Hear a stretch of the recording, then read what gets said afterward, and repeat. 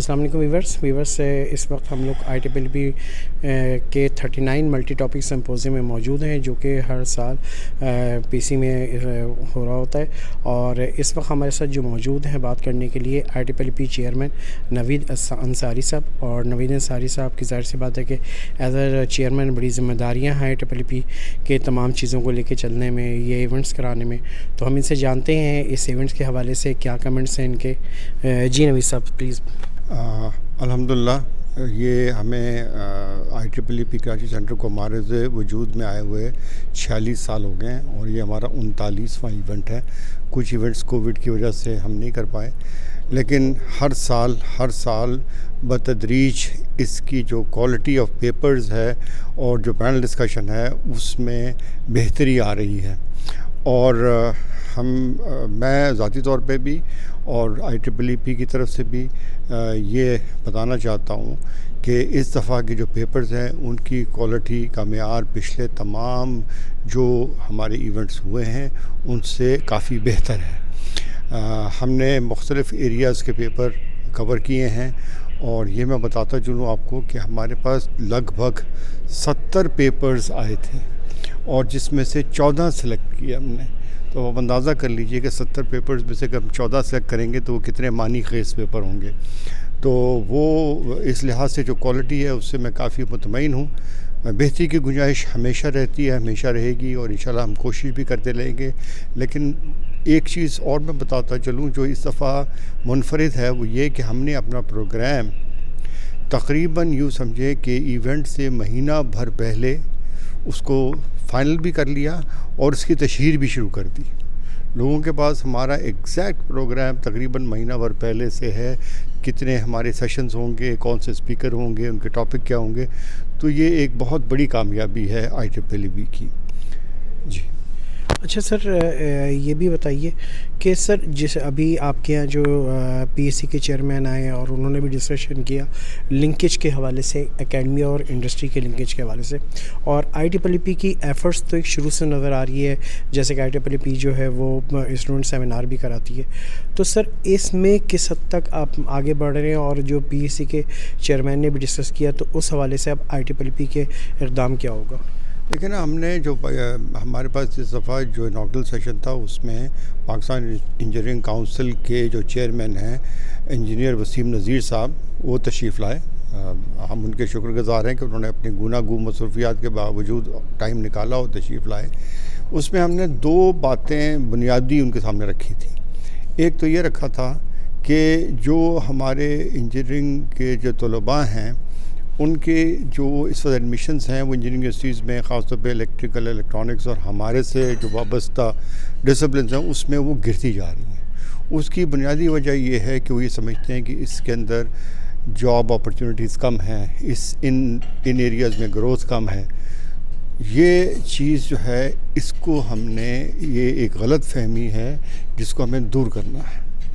اب اس غلط فہمی کو دور کرنے کے لیے ہم IEEE اپنا رول ادا کر سکتے ہیں. ہم ان کو بتایا کہ آج جب AI کا دور ہے اور نئے نئے پروسیسرز بن رہے ہیں کوانٹم کمپیوٹنگ کے, تو وہ جو پروسیسر بن رہے ہیں وہ بالآخر انجینئر بنا رہے ہیں, ورنہ وہ سافٹ ویئر نہیں چلتا. تو آپ کی یہ نہیں کہ انجینئرنگ کی ہمیشہ وقت رہے گی. اس کے علاوہ جو سسٹینیبل ٹیکنالوجیز ہے جیسے رینیوبلز وغیرہ ہے اس کے اندر ریولوشن آ گیا دنیا میں. بیٹری اسٹوریج سسٹمز ہیں, ونڈ ہے, سولر ہے, اس کے اندر آپ دیکھیں بھرمار ہیں کام کی اور اپرچونیٹیز کی. تو ایسا نہیں ہے, بچوں کو صحیح سمت بتانا اور ان کو گائیڈ کرنا, اگر ہم یہ کریں تو لوگ آئیں گے انجینئرنگ میں, الیکٹریکل, الیکٹرانکس اور اس ڈسپلنز میں آئیں گے. تو ایک تو یہ بات تھی کہ ان کو ہمیں بتانے کی ضرورت ہے. دوسرا جو ہمارا کریکولم ہے اس میں نے کہا کہ اس میں HEC اور PSC کی طرف سے کچھ قدغن ہے کہ جی ہم واشنگٹن اکارڈ کے تحت ہم یہ کر سکتے ہیں, یہ نہیں کر سکتے. میں نے کہا کہ بھئی جو ترقی یافتہ ممالک ہیں وہ سب اپنے کریکولم وغیرہ تبدیل کر رہے ہیں, ان کو بہتر کر رہے ہیں, ان پر کسی قسم کی قدغن نہیں ہے. تو یہ سارے کچھ ہم پر کیوں ہے؟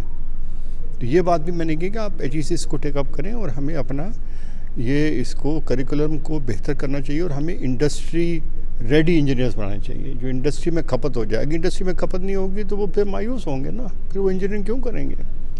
تو یہ باتیں ان کے ہم نے گوش گزار کی. اور انڈسٹری ایکیڈیمیا لنکیجز کے حوالے سے ہم نے یہ کہا کہ جو ایکیڈیمیا ہے چاہیے کہ وہاں پر اور ایک بھی بنائے آپ نے, office of research incubation and commercialisation, ٹھیک ہے, وہ بنائے. لیکن وہ نا انڈسٹری کے ساتھ مل کر کام نہیں کر رہے, وہ آئسولیشن میں کر رہے ہیں. کیا کر رہے ہیں ہمیں پتہ ہی نہیں, انڈسٹری کے علم میں ہی نہیں ہے یہ بات. تو ہم نے کہا اس پہ ان کے آپس میں کوآرڈینیشن اور کولیبوریشن ہونی چاہیے. پلس جو فائنل ایئر اسٹوڈنٹس کے پروجیکٹس ہیں وہ بھی جو یونیورسٹی اپنے تئیں دیتی رہتی ہے بچوں کو, اس میں بھی انڈسٹری سے نہیں پوچھتی. تو IEEE جب انڈسٹری کو ریپرزینٹ کرتی ہے نا تو ہم ایک کلیدی رول ادا کر سکتے ہیں یہ جو انڈسٹری ایکیڈیمیا گیپ ہے نا اس کو کم کرنے کے لیے. یہ بات بھی میں نے ان سے جو ہے وہ کی, اور یہ بھی کہا کہ جو ہماری اکیڈیمیا ہے نا وہ اس لیے R&D میں نہیں انوالو ہوتی کہ ان کو کسی قسم کا انسینٹیو نہیں ہے, نہ کوئی فائنینشیل انسینٹیو ہے کہ جو R&D کریں گے تو فائنینشلی آپ کو یہ بینیفٹ ہوگا, نہ ان کو کوئی کیریئر گروتھ ملے گی کہ آپ جو ہیں وہ پروفیسر سے جو ہے اسسٹنٹ پروفیسر سے ایسوسیٹ بن جائیں گے, ایسوسیٹ سے پھر پروفیسر بن جائیں گے, مطلب کیریئر گروتھ بھی اس پہ نہیں ہے. پھر جو انسٹیٹیوشن ہے وہ جو آپ کام کرتے ہیں R&D کا اس پہ ریکگنیشن بھی نہیں ہے کوئی. تو ایسی صورت میں جب آپ کسی قسم کی مراعات نہیں دیں گے اساتذہ کو تو وہ R&D کیوں کریں گے؟ وہ تو اپنا کورس پڑھائیں گے, جو ان کی ذمہ داری ہے بس اس کو پورا کریں گے اور کچھ نہیں کریں گے. اچھا نوید صاحب, ایک چیز اور جاننا چاہوں گا, جب IEEE ماشاء اللہ سے کافی انجینئرس کے لیے, اسٹوڈنٹس کے لیے اور انڈسٹری کے لیے کام کر رہی ہے, تو سر یہاں پر جو پاکستان کے اندر تھوڑے سے جو حالات کے پیش نظر بہت سارے جو انجینئرس ہیں, اچھے ٹیلنٹڈ لوگ ہیں, وہ ملک چھوڑ کے باہر جابس کے لیے جا رہے ہیں اور پاکستان کا ایسٹ جو ہے وہ نکلتا جا رہا ہے. تو آپ اس کے بارے میں کیا کہیں گے کہ اس کے لیے کوئی ایفرٹس وغیرہ کر رہے ہیں, کوئی ایسا پلیٹ فارم آپ بنا رہے ہیں تاکہ ان کا کانفیڈنس انہانس ہو یا انڈسٹری میں جاب اپرچونیٹیز آئے, تو اس لیول پہ کوئی کسی طرح کی کوئی ڈسکشن ہے؟ دیکھیں اس میں بنیادی طور پہ نا جو انجینئرز ہیں ان کی کھپت انڈسٹری کے اندر ہوتی ہے.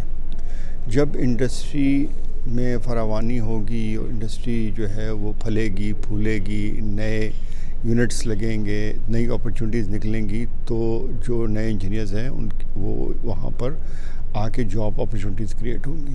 ابھی جو ریگولر انڈسٹری کے اندر تو مجھے کوئی خاطر خواہ بہتری نظر نہیں آ رہی, مختلف وجوہات ہیں اس کی. لیکن میں نے جس طرح سے کہا رینیوبلز کے اندر جو ہے نا, جو سولر ہے اور ونڈ ہے اور اس قسم کی چیزیں, اس کے اندر کافی کام ہو رہا ہے. یہ اس میں نا یہ جو پاور جنریشن پلانٹس ہیں یہ لگ رہے ہیں اور مزید لگیں گے.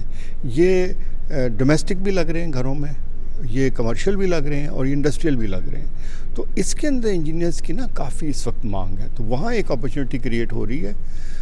باقی جہاں تک گورنمنٹ کا تعلق ہے, میں نے کہا نا ایک تو سازگار ماحول ہوگا, جب ہمارے یہاں کوئی پیداوار ہوگی تو انڈسٹری لگے گی تو وہ تو, لیکن کچھ چیزیں ایسی ہیں جو کہ حکومت کر سکتی ہے. مثال کے طور پہ میں نے یہ بھی بات کی آج اپنی تقریر کے اندر کہ ہماری 77 سال ہو گئے ہیں ہمیں معرض وجود میں آئے ہوئے, ہماری الیکٹرانکس کی پالیسی ہی نہیں ہے کوئی.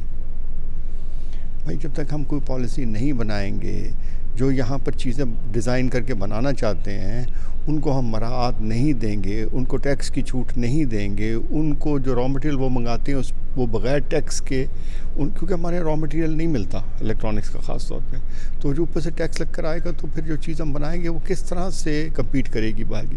تو آپ ان کو ٹیکس فری, کم از کم را مٹیریل فنش گڈس ہے نا اس پہ آپ ٹیکس لگائیں کہ فنش تیار چیز نہ آئے, لیکن جو را مٹیریل ہے جس سے چیز بننی ہے اس پہ تو ان کو رعایت دیں نا, چھوٹ دیں, تاکہ وہ بنائیں تو وہ مہنگی نہ پڑے.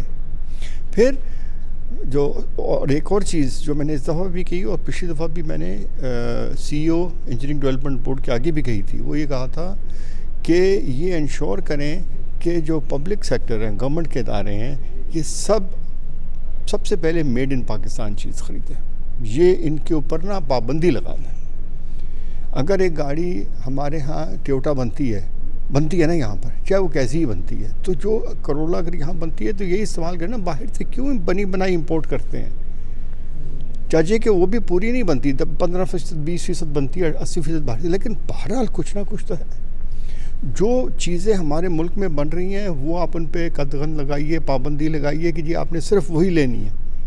پھر آپ یہ دیکھیں لوکل انڈسٹری کیسے، کیونکہ گورنمنٹ کے ادارے اگر لوکل بنی ہوئی مصنوعات لینا شروع کریں گے نا، ایک اچھی بڑی مارکیٹ آ جائے گی. وہ پھر پیسہ جب کمائیں گی کمپنیاں، پھر وہ اپنے اندر انویسٹ کریں گی، R&D ہوگی، پروڈکٹ اور پلانٹس بڑے بڑے لگیں گے. جب بڑے پلانٹس لگیں گے پیداوار بڑھے گی، کاسٹ کم آئے گی.